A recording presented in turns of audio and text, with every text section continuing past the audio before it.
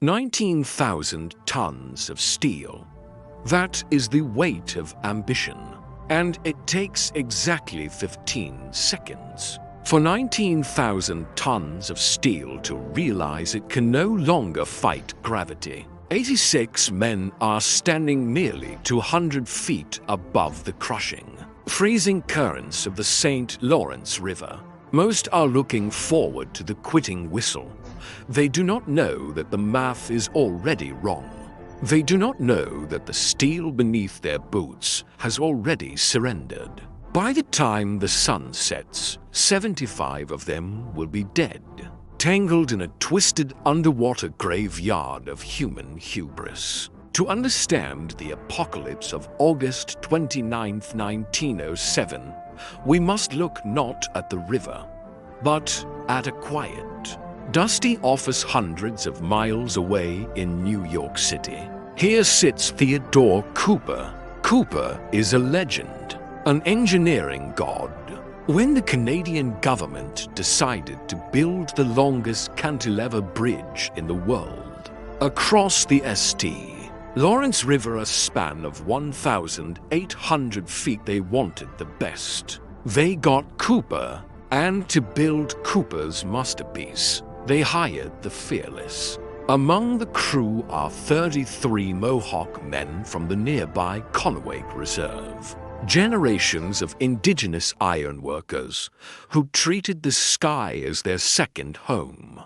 To them, the Quebec Bridge is more than a paycheck. It is a monument they are carving into the clouds with their bare hands. But a monument is only as strong as its foundation. And the foundation of the Quebec Bridge was compromised before the first rivet was ever struck. In a bid to save money on constructing massive stone piers in the deep river, Cooper made a fateful decision. He lengthened the central span from 1,600 feet to an unprecedented 1,800 feet. It was a bold stroke of genius, or so it seemed. But Cooper, resting on his laurels, did not recalculate the dead load, the sheer, crushing weight of the bridge itself. The design was fatally heavy, and the steel members holding it up were tragically thin. And worse, Theodore Cooper's health was failing.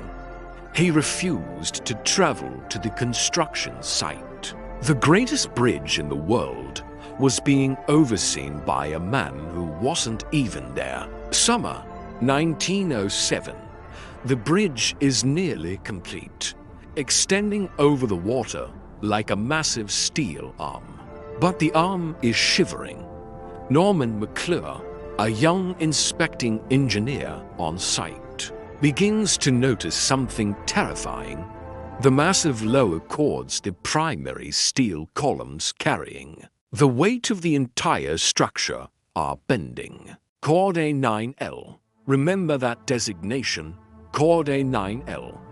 It is bowing outward by over 2 inches. Steel is not supposed to bend like soft clay.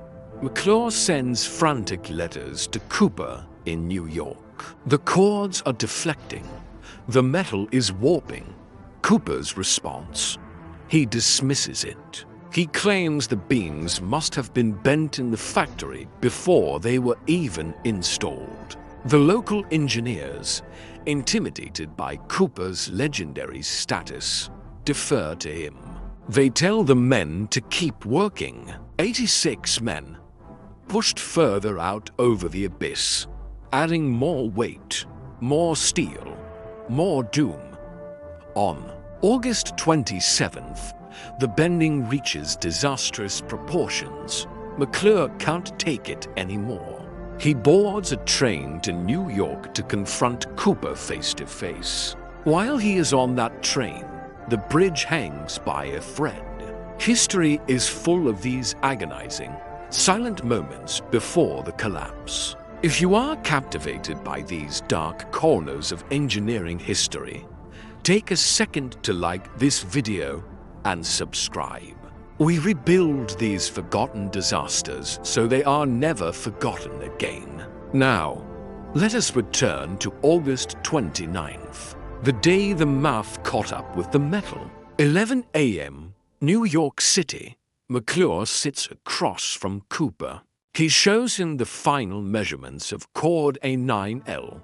Cooper looks at the numbers. The arrogance drains from his face, replaced by a cold, paralyzing terror. He finally does the math. The dead load is vastly heavier than the steel can support. The bridge is literally crushing itself. Cooper immediately fires off a telegram to Quebec. Add no more load to bridge till after due consideration of facts. 5:30 p.m. Quebec.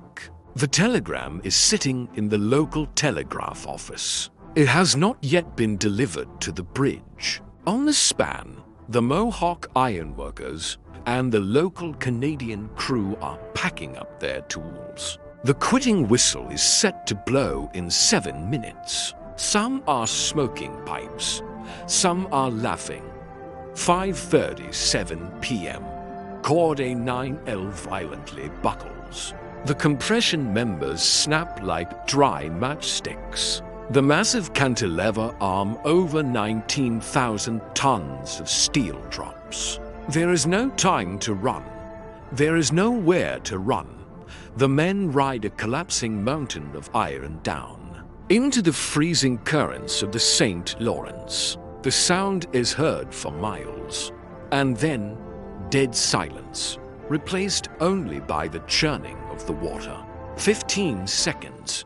That is all it took to erase years of labor and 75 human lives. The aftermath is a scene out of Dante's Inferno. Twisted steel plates jut out of the water like the ribs of a slaughtered leviathan. Rescue boats launch immediately, but there is little to rescue.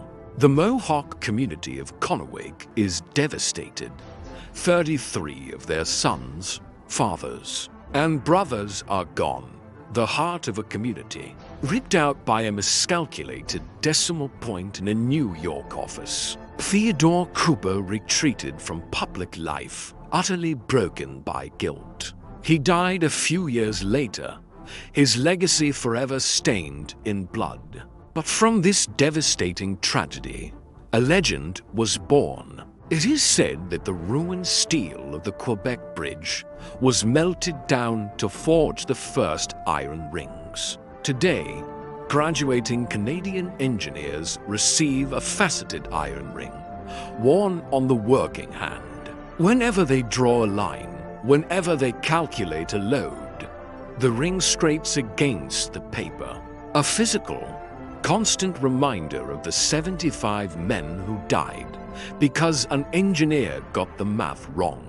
Engineering is not just numbers on a page. It is a pact with the people who build it and the people who use it. When hubris breaks that pact, gravity always collects the debt. Thank you for watching.